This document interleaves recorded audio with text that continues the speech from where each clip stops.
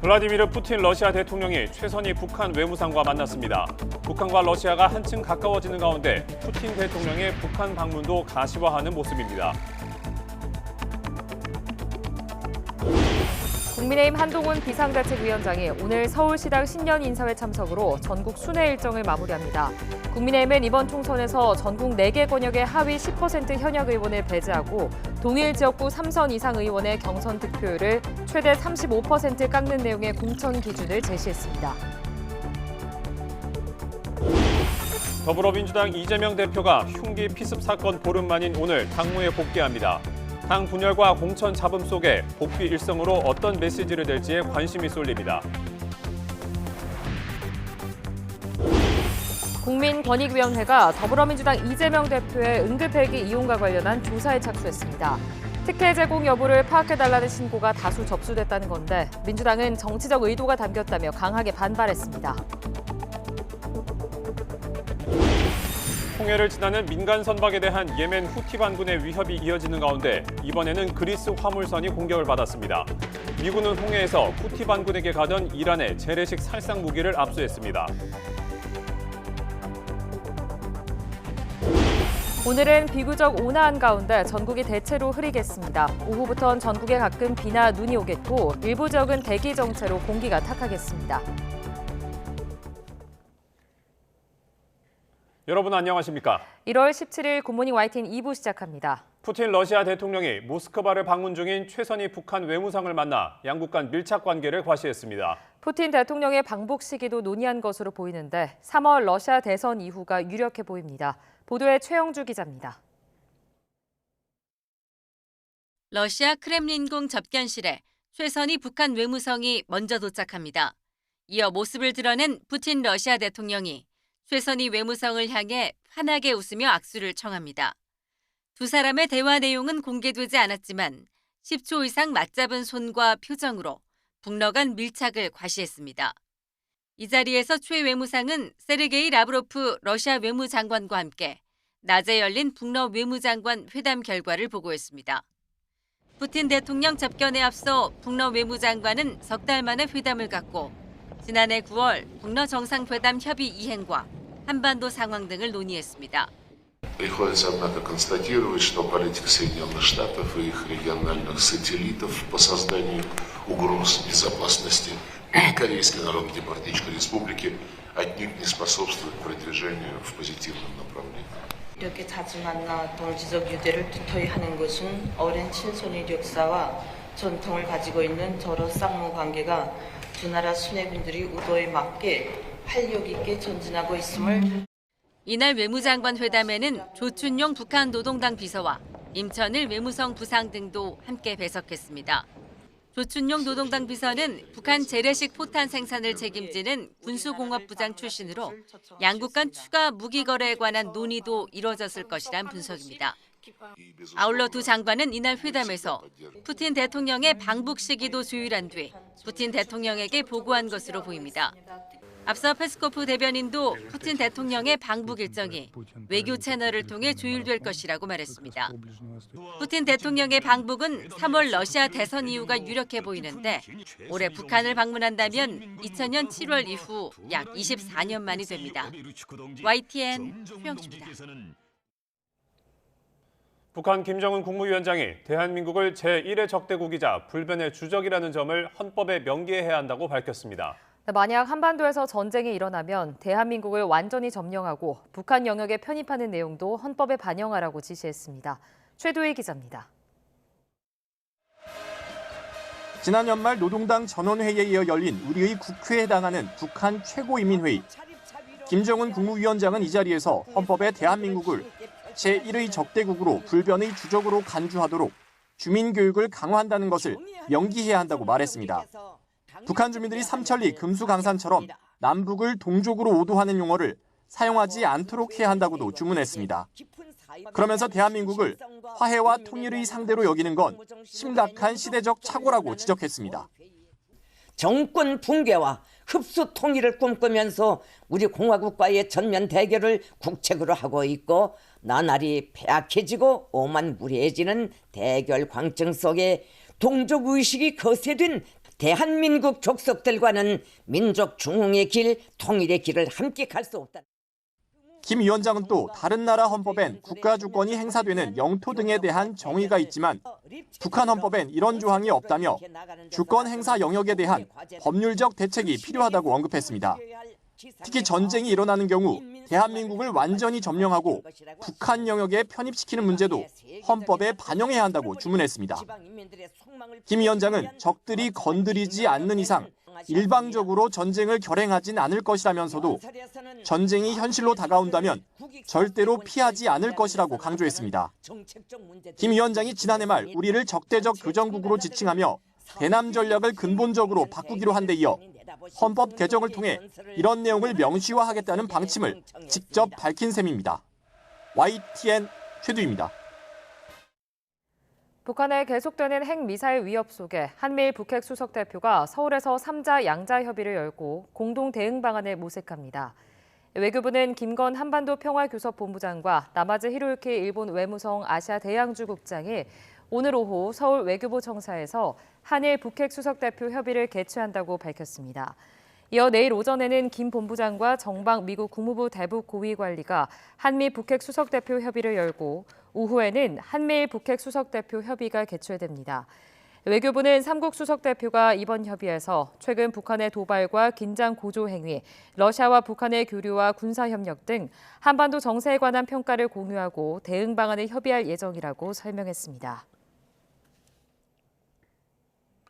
새해 들어 전국 시도당 신년 인사회를 돌며 지지층 결집에 나섰던 국민의힘 한동훈 비상대책위원장이 서울을 마지막으로 순회 일정을 마무리합니다.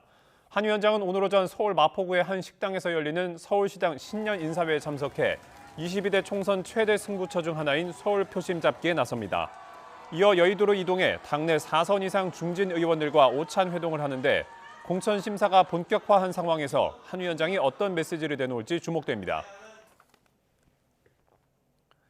국민의힘이 이번 총선에서 전국 4개 권역별로 하위 10%에 해당하는 현역 의원은 공천 배제, 즉 컷오프하기로 했습니다. 같은 지역구에서 3선 이상을 한 다선 의원은 경선 득표율의 최대 35%를 깎을 방침입니다. 손효정 기자의 보도입니다.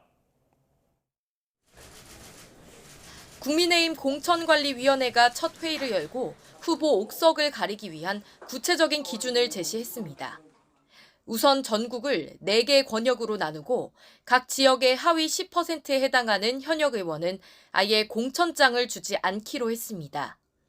여당 당세 등을 고려해 구분한 건데 7명 정도가 고배를 마실 것으로 보입니다. 현역 교체는 하위 10%에 관해서는 우리 인원으로 보면은 7분 정도 될 것 같습니다. 전체적으로. 당원과 일반 국민의 여론조사 반영 비율을 지역별로 구분하고 다선 의원에 대한 이른바 페널티 규정도 마련했습니다. 동일 지역 3선 이상 중진은 기본 감산 15%에 권역별 조정지수 20%를 더해 경선 득표율의 최대 35%를 깎도록 했습니다. 당사자 입장에선 경쟁자보다 불리할 수밖에 없습니다. 제가 볼 때는 그 정도의 감사는 있어야지만 새로 신인과 경쟁하는 데 있어서 공정한 룰이 된다고 생각하고 있습니다. 성폭력 2차 가해와 직장 내 괴롭힘 등을 공천 부적격 항목에 추가하고 음주운전 관련 기준은 높였습니다. 인적 쇄신과 도덕성 강화를 통해 이기는 공천을 하겠다는 건데 좀 더 일찍 닻을 올린 민주당도 공천 심사의 속도를 내긴 마찬가지입니다. 앞서 정한 전략 지역구의 숫자가 17곳에서 더 늘어날 가능성을 열어뒀습니다. 경선 때 감산 비율이 높은 하위 20% 명단이 통보되면 추가로 불출마를 선언할 의원이 나올 수 있기 때문입니다. 유능한 민주당, 젊은 민주당을 기초로 도덕성과 청렴성을 갖춘 후보, 그리고 이기는 민주당이 되기 위해서는 당선 가능성이 높은 후보를 여야 모두 사활을 건 총선 시기가 빨라지면서 현역 의원 물갈이 규모와 면면에 정치권의 시선이 쏠리고 있습니다. YTN 손유정입니다. 흉기 피습 사건으로 수술받은 뒤 자택에서 회복 치료를 해오던 더불어민주당 이재명 대표가 사건 발생 보름 만인 오늘 당무에 복귀합니다. 이 대표는 아침 출근길에 복귀 인사를 한 뒤 최고위원회의와 총선 인재 환영식을 잇따라 주재하며 공개 일정을 소화할 예정입니다. 비명계 탈당과 공천 잡음 등으로 당내 통합과 혁신이 최대 숙제로 떠오른 상황이라 이 대표가 복귀 일성으로 어떤 메시지를 낼지 주목됩니다. 민주당 이재명 대표가 흉기 피습 이후 응급 헬기를 이용한 것을 두고 논란이 이어지는 가운데 국민권익위원회가 특혜 여부에 대한 조사에 착수했습니다. 민주당은 정치적 의도가 담긴 물타기라며 강하게 반발했습니다. 김대경 기자입니다. 국민권익위원회는 지난 2일 이 대표가 응급헬기로 부산대병원에서 서울대병원으로 이송된 것과 관련해 다수의 신고가 있었다고 밝혔습니다. 부정청탁과 특혜 제공 여부를 파악해달라는 요청이 접수됐다는 겁니다. 국민권익위원회는 신고 사건에 대한 조사에 착수하였으며 관련 법령에 따라 공정하고 투명하게 사실관계를 확인할 예정입니다. 관련 법에 따라 신고자의 신원 등은 공개하지 않았지만 부산대병원과 소방청, 서울대병원 등 관련 기관들을 먼저 들여다볼 것으로 보입니다. 청탁금지법 위반 등 위법 사항이 발견될 경우 이 대표 측과 민주당으로 조사 범위가 확대될 수 있습니다. 경찰이 피습 사건을 축소 왜곡했다고 주장하며 연일 여론전을 펴고 있는 민주당은 권익위발 소식이 전해지자 더 발끈했습니다. 소방청이 직접 이송 과정에 문제가 없었다고 밝혔는데도 조사에 나서는 것, 다분히 정치적 의도가 담긴 거라고 날을 세웠습니다. 국민신고를 핑계로 제1야당 대표 피습 사건을 물타기하려는 시도이자 명백한 2차 가해라는 겁니다. 국민권익위원회를 앞세워 정치 테러로 생명의 위협을 받은 야당 대표를 욕보이려는 것입니까? 아니면 전대미문의 정치 테러 사건에 물타기를 시도하는 것입니까? 가장 중요한 건 사건의 진상을 철저히 규명하는 거라며 피의자의 신원과 변명문 등의 전면 공개를 거듭 촉구했습니다. 국민의힘은 총선을 앞두고 민주당이 지지층 결집을 위해 근거 없는 음모론을 펼치고 있다고 받아쳤습니다. 당내 문제라든지 이런 여러 가지 국민적 우려나 국민적 비판에 대한 출구 전략으로 음모론을 계속 얘기하고 있지 않나 이런. 자극적인 언어로 국민을 선동하는 건 가뜩이나 양극화된 정치의 골을 더 깊게 할 뿐이라며 자제를 촉구했습니다. 이재명 대표는 피습 15일 만인 오늘 최고위 회의 주재를 시작으로 당무에 공식 복귀합니다. 당장은 산적한 당내 현안에 집중할 것으로 보이는데 권익위 조사와 경찰 수사 등에 대한 입장을 직접 밝힐지도 주목됩니다. YTN 김대겸입니다.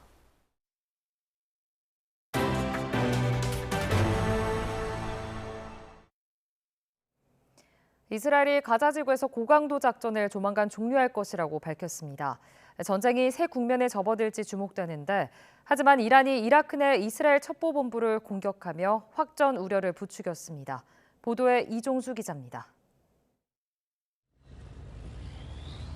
이스라엘 국방장관이 가자 지구에서 석 달 넘게 펼친 고강도 작전을 조만간 마칠 것이라고 밝혔습니다.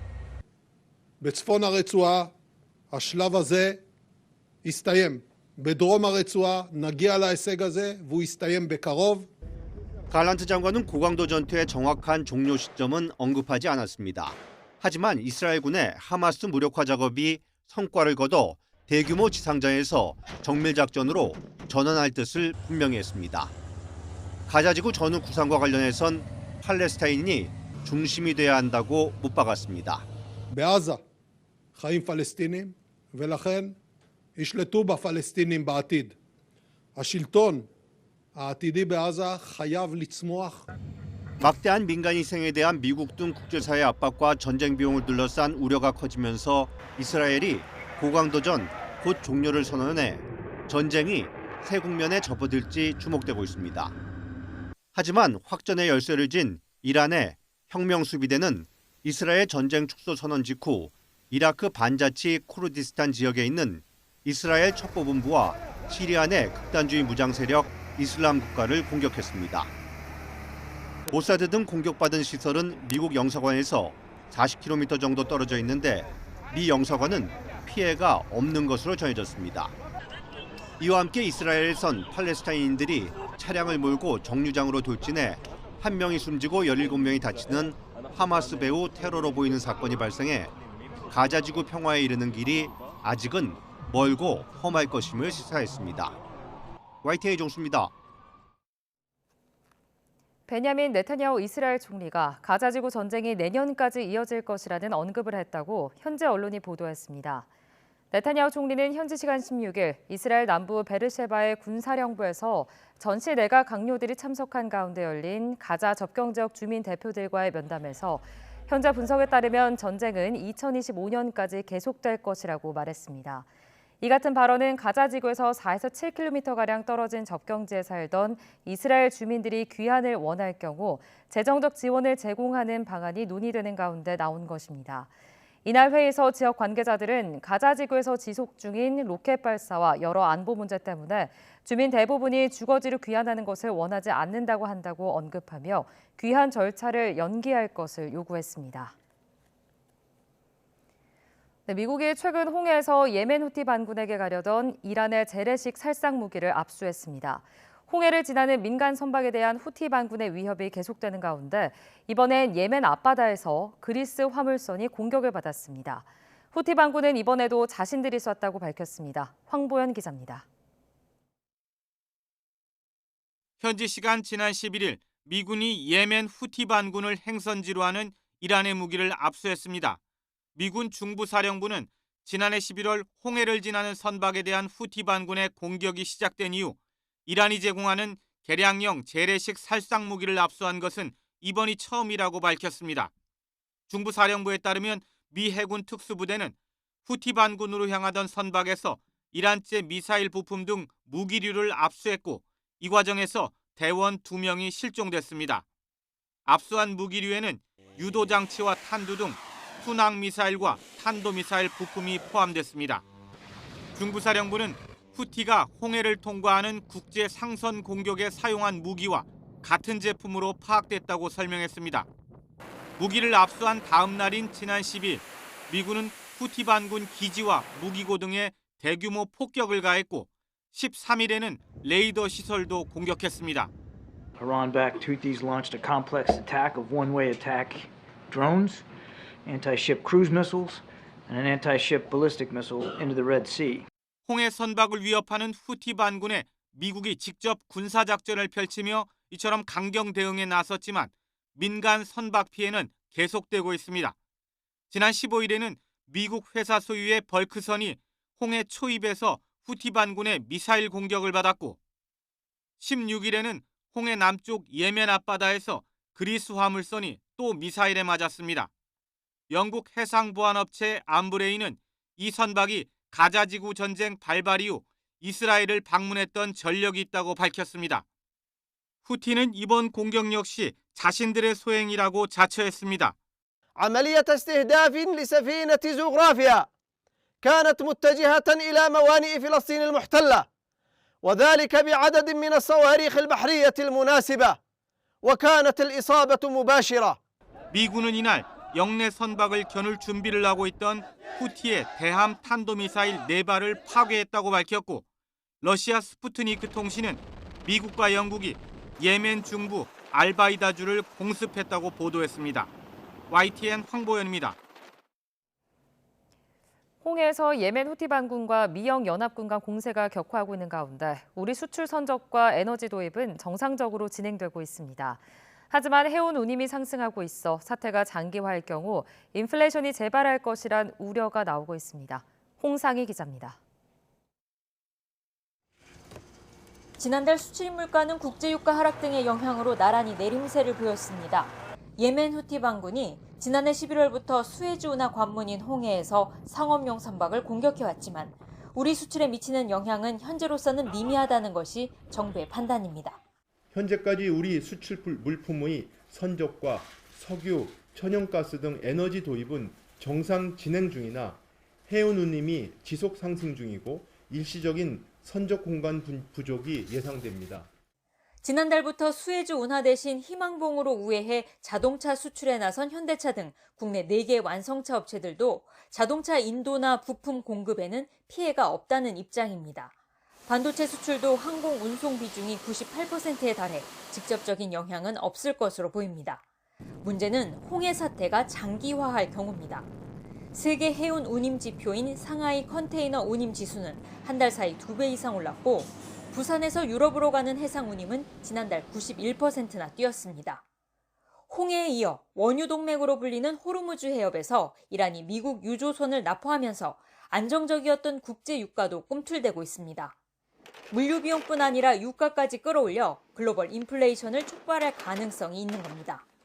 사태가 장기화되면 상품 가격에서 운임이 차지하는 비중이 과거에 비해서 5배에서 10배 이상 상승하는 문제가 생기기 때문에 이건 글로벌 인플레이션에 아주 악영향을 미칠 것이라고 생각합니다. 정부는 이번 주부터 유럽 노선에 HMM 선박 4척을 신규 투입하고 현재 2천만 원인 수출 바우처 국제 운송비 지원 한도도 상향할 계획입니다. 세계 물류 동맥인 홍해 항로에 이어 호르무즈 해협에서도 위기가 고조되면서 수출업계의 긴장감이 높아지고 있습니다. YTN 홍상입니다.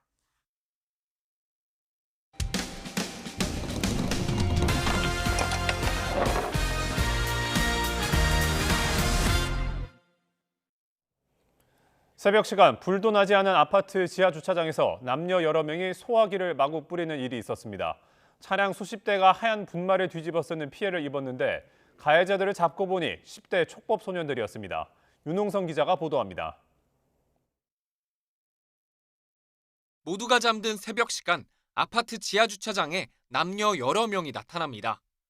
빨간색 소화기를 들고 있던 일행 중 한 명이 갑자기 소화액을 뿌리기 시작합니다. 순식간에 하얀 분말이 지하 주차장을 가득 채우고 신이 난 듯 서로 촬영까지 합니다. 이렇게 아파트 지하 주차장 기둥에 마련된 소화기를 꺼내 마구 분사하면서 일대는 아수라장으로 변했습니다. 소화기 난동 이후 며칠이 지난 뒤에도 일부 차량에는 분말 가루가 그대로 남아 있습니다. 지금까지 관리사무소에 접수된 피해 차량만 30여 대에 이릅니다. 신고를 받고 수사에 나선 경찰이 바로 가해자 4명을 잡았는데 모두 10대 촉법 소년들로 확인됐습니다. 조사는 해서 훈육이라도 단단히 시키고 그래야 되겠죠. 꼭 뭐 벌을 주라는 것보다는. 문제는 이 같은 행동이 일종의 놀이처럼 번지고 있다는 겁니다. 최근 2주 동안 같은 아파트와 옆 단지에서도 또 다른 10대들이 소화기를 뿌리며 난동을 부려 비슷한 피해 2건이 잇따랐습니다. 지구대가도 신고하라다 신고를 했죠. 나 솔직한 마음은 다시 못 그리게 하려고. 피해 보상 이런 건 관심 없고. 이들의 철없는 장난 때문에 아파트 미화원 10여 명은 30분 넘게 바닥과 벽면 청소를 해야 했습니다. 경찰은 이들을 재물손괴죄 위반 혐의로 입건하고 수사를 마무리하는 대로 소년부 법원으로 송치할 계획입니다. 촉법소년이라 형사처벌은 피할 수 있지만 세차비 등으로 많게는 한 대당 수십만 원에 달하는 비용을 고스란히 보호자가 부담하게 됐습니다. YTN 윤홍성입니다. 10대 남학생이 60대 경비원을 폭행하는 영상이 SNS에 유포되며 논란이 커지자 가해 학생들의 처벌을 원치 않았던 피해자가 입장을 바꾼 것으로 확인됐습니다. 경기 남양주 남부경찰서는 60대 경비원 A씨가 2번째 조사에서 기존 입장을 번복해 학생들의 처벌을 원한다고 진술했다고 밝혔습니다. 이에 따라 경찰은 10대 B군과 C군을 상해와 명예훼손 등의 혐의로 검찰에 송치할 예정입니다. 네, 어제 저녁 6시 40분 필리핀 마닐라에서 출발해 인천공항에 도착할 예정이던 에어아시아 항공기 운항이 3시간 넘게 지연됐습니다. 이륙이 늦어지면서 200명 가까운 승객들이 공항에서 대기하다 오늘 새벽 1시 40분쯤 인천에 도착했는데 대중교통이 끊겨 탑승객들이 귀가에 큰 불편을 겪었습니다. 승객들은 YTN과의 통화에서 지연 이유 등에 대해 항공사로부터 정확한 설명을 듣지 못했고 한국 도착 이후에도 교통편 제공 등도 없었다고 밝혔습니다. 어제 오후 4시쯤 경기 화성시 평택 시흥 고속도로에서 앞서가던 9.5톤 화물차를 뒤따르던 25톤 화물차가 추돌했습니다. 이 사고로 화물차 짐칸에 실려있던 철제 적재물이 운전석 쪽으로 쏟아지면서 25톤 화물차를 몰던 40대 남성이 현장에서 숨졌습니다. 경찰은 급정거나 안전거리 미준수 등이 있었는지 조사하고 있습니다. 전남 강진구의회 다수 의원이 의장의 불신임함을 제출했다가 철회하는 소동이 벌어졌습니다. 현 강진군 의회 의장은 34살로 전국에서 가장 나이가 어리고 여성인데요. 기득권 정치 세력의 청년 정치인 죽이기라는 성토가 쏟아졌습니다. 어떤 사연이 있었는지 김범한 기자가 취재했습니다. 전남 강진군의회 의원 8명 가운데 6명이 의장에 대한 불신임 결의안을 제출한 것은 지난 5일. 하지만 지역 주민 등의 거센 반발에 의원 6명 가운데 5명이 임시회를 불과 하루 앞두고 불신임 결의안을 철회했습니다. 너무나 왜곡되고 있기 때문에 우리가 먼저 철회를 하자. 몇 분 의원님들은 의장 사과문을 받고 철회를 하자 했는데 그건 명분이 없다. 정 의원 등이 만장일치로 선출된 의장의 불신임 이유로 제시한 것은 불통과 불신, 반목, 무책임하고 권위적인 의회 운영 등이었습니다. 하지만 지방자치법 62조에 의장의 불신임 의결은 법령을 위반하거나 정당한 사유 없이 직무를 수행하지 않는 경우에만 할 수 있도록 명시하고 있습니다.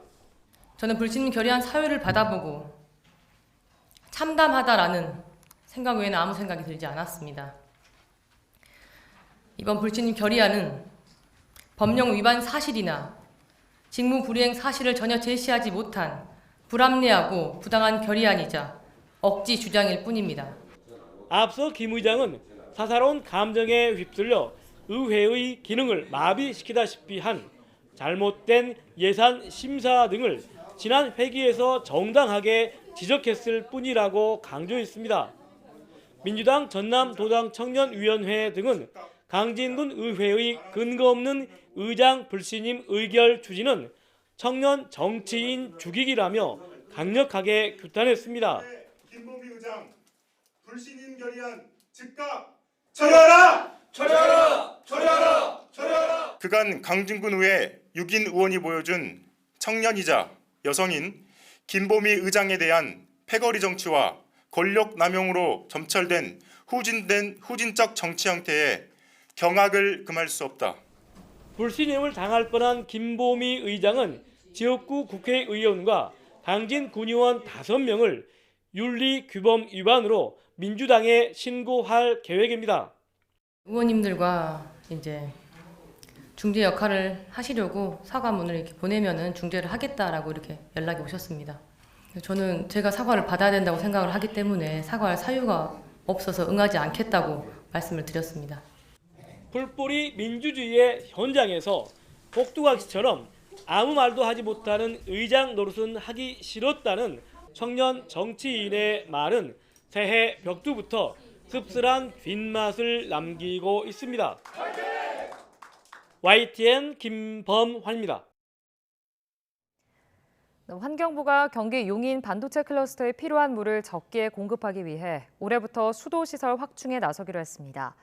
환경부가 공개한 용인 반도체 클러스터 용수 공급 방안을 보면 단기적으로는 팔당댐에서 용인 반도체 클러스터로 하루에 용수 20만 톤을 공급하게 됩니다. 기존의 팔당댐이 기흥과 화성 삼성전자 공장에 공급하는 물의 절반가량은 동탄과 우산 하수를 정화한 물로 대체됩니다. 장기적으로는 강원 화천댐에서 발전에 이용한 물을 공급하는 것으로 이 방안이 실행되면 용인 반도체 클러스터에 공급되는 용수는 하루 60만 톤으로 늘게 됩니다. 오늘은 큰 추위 없겠습니다. 현재 서울 기온은 영하 0.6도로 어제 같은 시각보다 6도나 높게 출발하고 있고요. 한낮에도 3도까지 올라 예년 기온을 다소 웃돌겠습니다. 다만 오늘은 전국 곳곳에 비나 눈이 내리겠습니다. 눈비는 오전에 충남과 전북에서 시작돼 오후에는 그 밖에 전국으로 확대되겠습니다. 나오실 때는 우산 챙기시는 게 좋겠습니다. 예상되는 비의 양은 5에서 20mm로 많지는 않겠습니다. 다만 기온이 낮은 지역에서는 비가 눈으로 바뀌어 내리겠고 서울 등 수도권과 강원 내륙에 1에서 3cm, 강원 산간에는 최고 8cm의 눈이 내려 쌓이겠습니다. 눈비로 인해 평소보다 가시거리가 짧아지고 도로가 많이 미끄러울 것으로 보이니까요. 미끄럼 사고와 교통안전에 각별히 유의하시기 바랍니다. 오늘 아침 어제보다 4도에서 6도 정도 높게 출발하고 있습니다. 현재 서울 기온은 영하 0.6도, 청주 영하 0.5도를 나타내고 있고요. 한낮에는 예년 기온을 1에서 4도가량 웃돌겠습니다. 서울 3도, 대전 5도, 광주 10도까지 오르겠습니다. 비와 눈은 내일 새벽에 수도권과 영서지방부터 점차 그치겠습니다. 다만 동풍의 영향을 받는 영동 지방은 휴일까지 눈비가 길게 이어지겠고요. 남부 지방도 주 후반까지 비가 자주 내리겠습니다. 남은 한 주간 추위는 주춤할 전망입니다. 오늘 대기가 정체되면서 일부 중서부 지방은 초미세먼지 농도 나쁨 수준 보이겠습니다. 호흡기가 약하신 분들은 참고하시는 게 좋겠습니다. 지금까지 YTN 원희다입니다.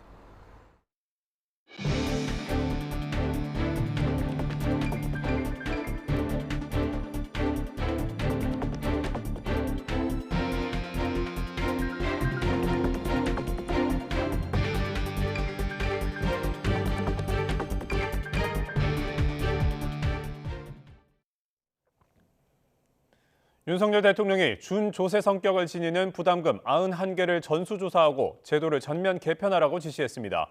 정부와 지자체가 행정 편의를 앞세워 부담금을 과도하게 징수한다는 지적이 이어졌는데 24조 원 규모에 이르는 부담금 제도가 도입 후 처음으로 수술대에 오르게 됐습니다. 강기경 기자입니다. 윤석열 대통령이 91개에 이르는 부담금을 전수조사하고 원점에서 재검토하라고 지시했습니다. 불합리한 부담금이 없도록 제도를 전면 개편하라는 겁니다. 위헌 결정 등을 받은 5개 부담금을 폐지, 통합하는 법 개정안이 국무회의를 통과했지만 국민과 기업의 부담을 덜어주려면 더 근본적인 대책이 필요하다는 취지입니다. 사회적 비용을 유발하는 행위에 대해 예외적으로 부과하는 것이 부담금이지 재원 조달이 용이하다는 이유로 부담금을 남발해서는 안 됩니다. 부담금은 세금은 아니지만 특정 공익사업과 연계해 의무적으로 내야 하는 탓에 준조세로 불립니다. 여권 발급자가 국제교류 기여금 명목으로 내는 15,000원, 모든 출국자가 출국 납부금으로 내는 11,000원 등이 대표적입니다. 영화관 관람객들은 입장권 가격의 3%를 부가금으로 내고 있습니다. 환경 오염을 막거나 국민 건강을 증진하는 긍정적인 부담금도 물론 있습니다마는 준조세나 그림자 조세로 악용되는 부담금이 도처에 남아 있습니다. 대부분 정부 곳간으로 들어가는 돈인데 올해 징수액은 24조 6천억 원을 뛰어넘을 것으로 전망됩니다. 지난 2007년 14조 4천억 원보다 10조 원가량 늘어난 수준입니다. 정부가 정기적으로 합리성과 타당성을 평가해오긴 했지만 윤 대통령이 더 강력한 대책을 주문하면서 지난 1961년 제도가 도입된 이후 63년 만에 대대적 개편이 이뤄질 것으로 보입니다. 하지만 전수조사를 통해 최대 24조 원의 가외 수입이 사라질 경우 각 부처와 지자체의 반발이 예상됩니다. 윤 대통령은 자유로운 경제의지를 과도하게 위축하는 부담금은 과감히 없애야 한다고 강조했습니다. 정부와 지자체의 부담이 늘어나더라도 자유시장 경제와 국민을 위해 칼을 빼들었다는 게 대통령실의 설명입니다. YTN 강희경입니다. 국민의힘 공천관리위원회가 오는 4월 총선을 앞두고 전국을 4개 권역으로 나누어 현역 의원들을 평가한 뒤 하위 10%에 해당하는 7명을 공천에서 배제하기로 했습니다. 정용환 공천관리위원장은 어제 서울 여의도 중앙당사에서 공관위 첫 회의를 열고 이 같은 내용을 담은 공천 규칙을 의결했다고 밝혔습니다. 또 평가 결과 하위 10%에서 30%에 속하는 의원 18명은 향후 경선 득표율에서 20%를 감산하고 동일 지역 3선 이상 의원은 평가 결과와 무관하게 15% 추가 불이익을 주기로 했습니다. 더불어민주당은 윤석열 대통령이 50인 미만 사업장에 중대재해처벌법 적용 유예가 필요하다고 요청한 것에 대해 앞서 민주당이 제시했던 논의의 전제 조건들이 지켜지지 않았다고 지적했습니다. 이계호 정책위 의장은 어제 보도자료를 내고 법 적용을 준비 못한 정부의 공식 사과와 산업안전보건청 설립, 법 적용 유예 이후 모든 기업에 적용한다는 경제단체의 약속 등 3대 전제 조건을 지난해 11월에 제시했다며 이같이 밝혔습니다. 이어 지켜진 건 경제단체의 공동 성명뿐이었다며 윤 대통령이 국회에 적용유예법 처리를 요구할 게 아니라 50인 미만 사업장의 중대재해를 줄일 획기적 대책을 발표했어야 한다고 비판했습니다. 더불어민주당 전당대회 돈봉투 살포 의혹으로 지난 4일 구속 기소된 송영길 전 대표의 공소장이 공개됐습니다. 검찰은 송 전 대표가 불법 정치자금 수수 사실을 수시로 보고받았다고 적시했는데 검찰 수사를 정치 보복으로 규정한 송 전 대표는 법정에서 무죄를 입증하겠다는 입장입니다. 백종규 기자의 보도입니다. 총 49쪽 분량 공소장에서 검찰은 9달에 걸친 송영길 전 대표 수사 결과를 총망라했습니다. 검찰은 우선 통일부 산하 법인인 평화와 먹고사는 문제연구소가 외곽 후원 조직으로 동원됐다고 못 박았습니다. 먹사연을 통해 모인 불법 정치자금 7억 6천여만 원이 사실상 송 전 대표의 개인 정치활동 지원을 위한 모금이었다는 겁니다.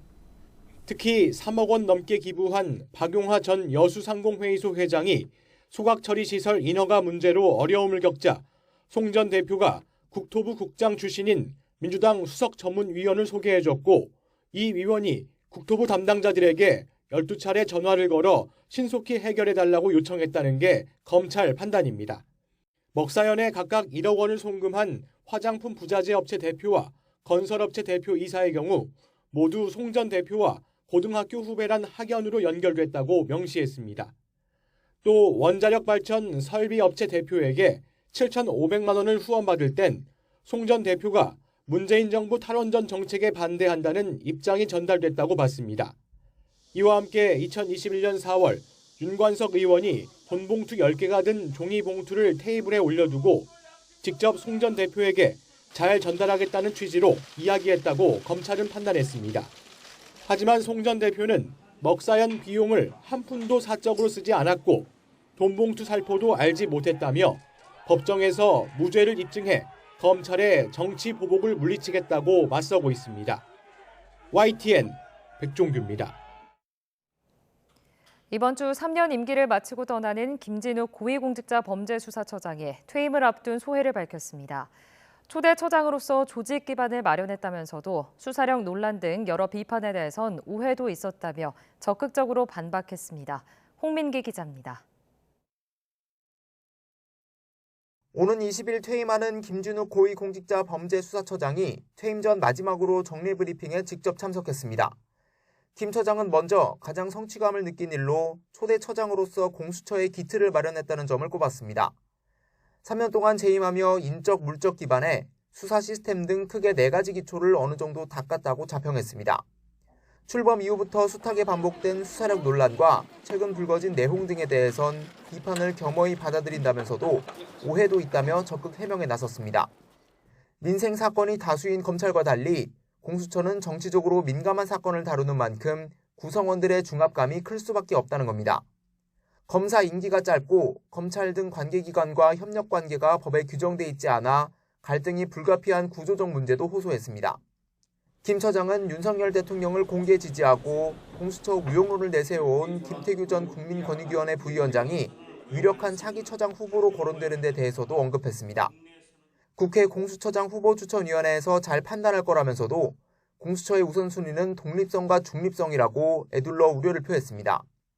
김 처장은 이번 주 퇴임하지만 아직 후보 추천위원회가 최종 후보 2명을 추리지 못해 처장 공백이 불가피한 상황입니다.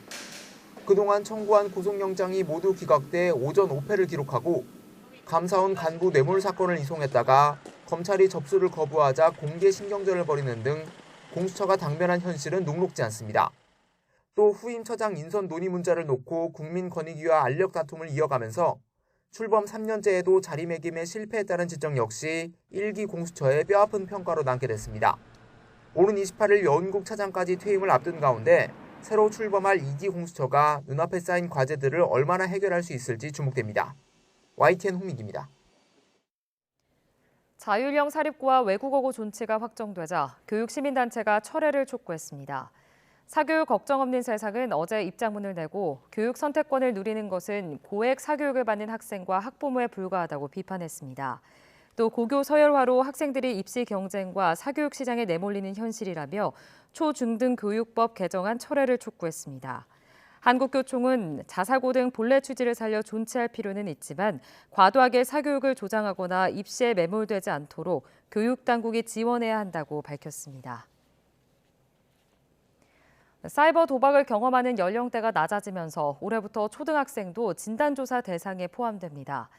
여성가족부는 지난해 전국 중학교 1학년과 고등학교 1학년 87만여 명을 진단한 결과 3.3%에 이르는 2만 8천여 명이 도박 중독 위험군으로 조사됐다고 밝혔습니다. 이 중 중학교 평균 3.7%, 고등학생은 2.9%로 나타난 가운데 오는 4월 진행되는 진단조사에서는 초등학교 4학년을 추가하겠다고 설명했습니다. 유럽연합 경쟁당국이 대한항공과 아시아나항공의 기업 결합을 최종 승인할 것으로 알려지면서 후속 조치가 급물살을 타고 있습니다. 대한항공은 미국과 일본의 합병 승인도 낙관하면서 연내 합병 성사를 기대하고 있지만 미국이 어려운 조건을 내세울 걸로 보는 시각도 있습니다. 이승윤 기자입니다. 대한항공과 아시아나항공의 기업 결합을 놓고 까다로운 조건을 내걸었던 유럽연합 경쟁당국.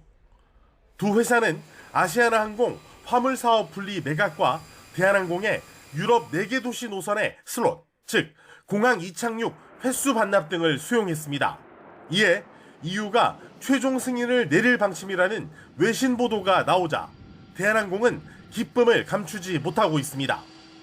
대한항공 관계자는 미국과 일본 측의 승인도 낙관한다며 연내에 합병이 성사될 가능성이 있다고 말했습니다.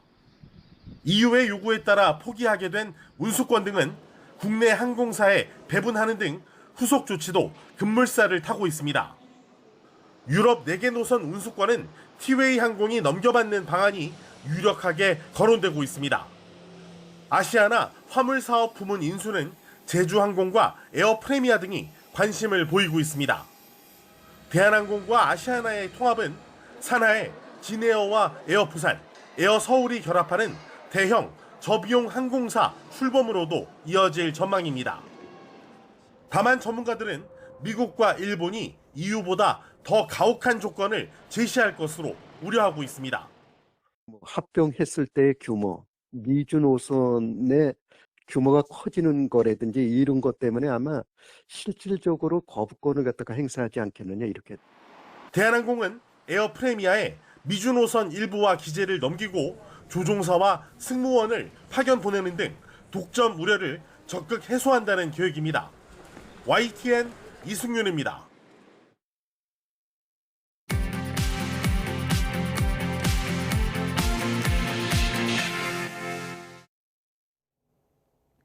이 시각 세계는입니다. 주일 미군이 이시카와현 노토 강진 피해 복구를 위한 지원에 본격적으로 나섭니다. 미국은 지진 직후에 지원 의사를 밝혔는데 이를 일본이 거절하다가 물자 수송을 지체 없이 진행하기 위해 주일 미군의 지원을 공식 요청했습니다. 도쿄에서 김세호 특파원이 전해드립니다. 이시카와현 노토의 강진이 발생하자 미국은 미일 동맹의 굳건함을 강조하며 미군 투입을 통한 지원 의사를 밝혔습니다. And our Japanese ally graciously hosts thousands of U.S. service personnel and family members.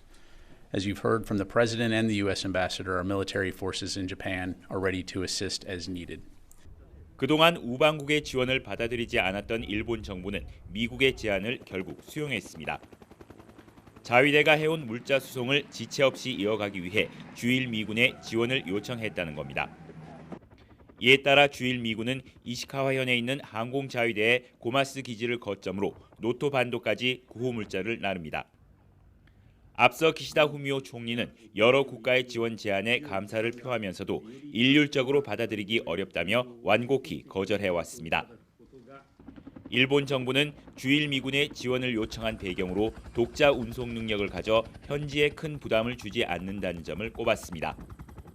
回転翼機等の輸送手段をすでに日本国内に保有しているということ、そして自己完結可能な輸送力を被災者支援のために迅速に提供可能であること。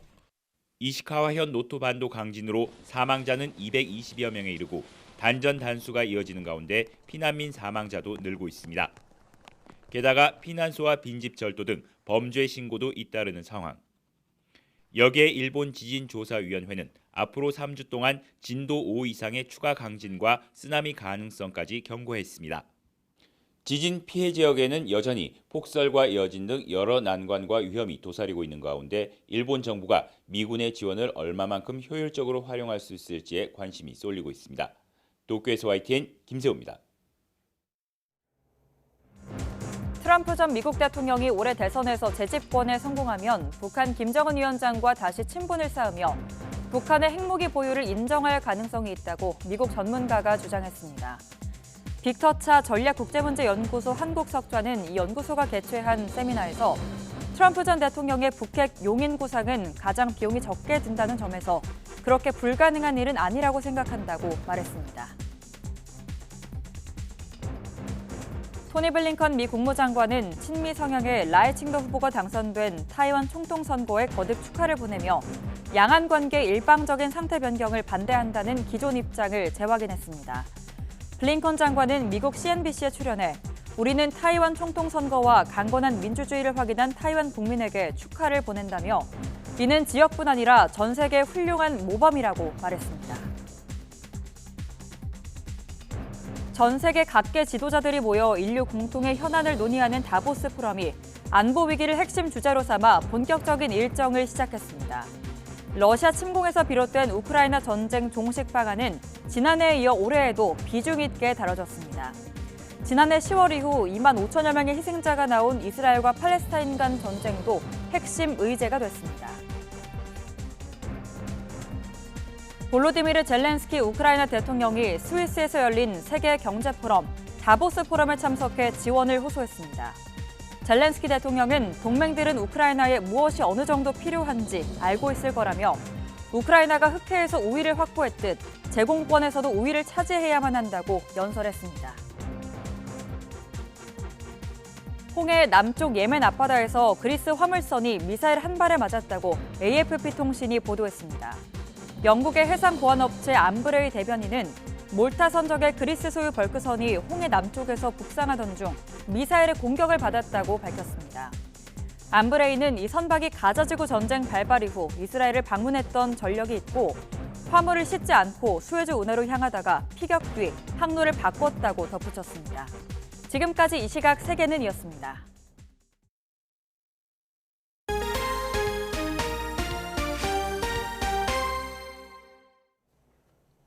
국제올림픽위원회 IOC 선수위원회에 도전하는 골프 여제 박인비 선수가 위원회에 당선돼서 올림픽에서 골프의 위상을 높이고 싶다고 말했습니다. 네, 지금까지 골프뿐이었던 인생에서 벗어나 요즘은 진정한 사회생활을 시작한 것 같다고도 말했는데요. 대한민국 첫 여성 IOC 위원회에 도전하는 박인비 선수를 김상익 기자가 만났습니다. LPGA 4대 메이저 대회 우승과 올림픽 금메달까지 따내는 골든 커리어 그랜드 슬램을 달성한 박인비. IOC 선수위원 도전을 위해 잠시 골프채는 내려놨지만 육아와 일을 병행하느라 바쁜 나날을 보내고 있습니다. 저한테는 모든 게 다 지금 배워가는 중인 것 같아요. 사실 정말 뭐랄까 진정한 사회생활의 시작이랄까 저한테는. 필드에선 늘 무표정하던 침묵의 암살자도 자연스레 소통과 미소가 일상이 됐습니다. 입장 차이가 굉장히 큰 것 같아요. 이제 정말 다양한 사람들을 많이 만나고 그리고 나의 니즈를 그들이 들어줘야 되는 상황이기 때문에 이제 정말 슈퍼 을이 된 기분입니다. 선수위원회 당선되면 무엇보다 올림픽에서 골프의 위상을 높이고 싶다고 말합니다. 요즘 뭐 혼성 경기도 굉장히 많이 열리고 있고 매치 플레이 방식도 있을 수 있고 조금 더 스펙타클하고 조금 더 재미있는 골프 경기도 한번 올림픽에서 있으면 어떨까 생각을 했고요. 너무나 좋은 사람이라고 말하는 남편 남기엽 코치와는 어떤 일로 부부싸움을 하는지 물었습니다. 남편이 모든 일에 예스를 할 때 이제 이런 거는 조금 이제 노를 해야 되지 않냐라는 얘기를 했을 때 남편은 또 그게 아니라고 얘기를 하고 그러면 이제 내가 나쁜 사람이 되고. 주변에선 선수위원 당선 가능성이 높다며 안심시키기도 하지만 올림픽 전에 파리로 날아가 발로 뛰면서 선수들 표심 잡기에 최선을 다한다는 각오입니다. 1라운드 17번 홀쯤 와 있다고 생각해요. 그래서 2라운드를 이제 어떻게 시작할지를 이제 굉장히 고민을 많이 하고 있는 단계고 동료 선수들의 목소리를 잘 전달할 수 있는 역할을 제가 한번 해보려고 도전하고 있으니까요. 저를 한번 믿고 지지해 주시면 너무 감사할 것 같습니다. 감사합니다. YTN 김사익입니다. 오늘 큰 추위는 없지만 전국에 비나 눈이 내리겠습니다. 눈비는 오전에 충남과 전북에서 시작돼 오후에는 그 밖에 전국으로 확대되겠는데요. 예상되는 비의 양은 5에서 20mm가 되겠고 기온이 낮은 지역에서는 비가 눈으로 바뀌어 내리겠습니다. 서울 등 수도권과 강원 내륙에 1에서 3cm, 강원 산간에 최고 8cm의 눈이 내려 쌓이겠습니다. 미끄럼 사고와 교통안전에 각별히 유의하시기 바랍니다. 오늘 아침은 어제보다 4도에서 6도 정도 높게 출발하고 있습니다. 현재 서울 기온은 영하 0.6도, 청주 영하 0.5도를 나타내고 있고요. 한낮에는 예년 기온을 1에서 4도가량 웃돌겠습니다. 서울 3도, 대전 5도, 부산 12도까지 크게 오르겠습니다. 오늘은 전국이 대체로 흐린 가운데 일부 중서부 지방은 초미세먼지 농도가 나쁨 수준을 보이겠습니다. 동해안 지역은 눈비가 내리기 전까지 대기가 무척 건조하겠고 영동 지방에는 바람도 강하게 불겠습니다. 비와 눈은 내일 새벽 수도권과 영서 지방부터 점차 그치겠습니다. 다만 영동과 남부 지방은 주 후반까지 눈비가 자주 내릴 전망입니다. 날씨였습니다.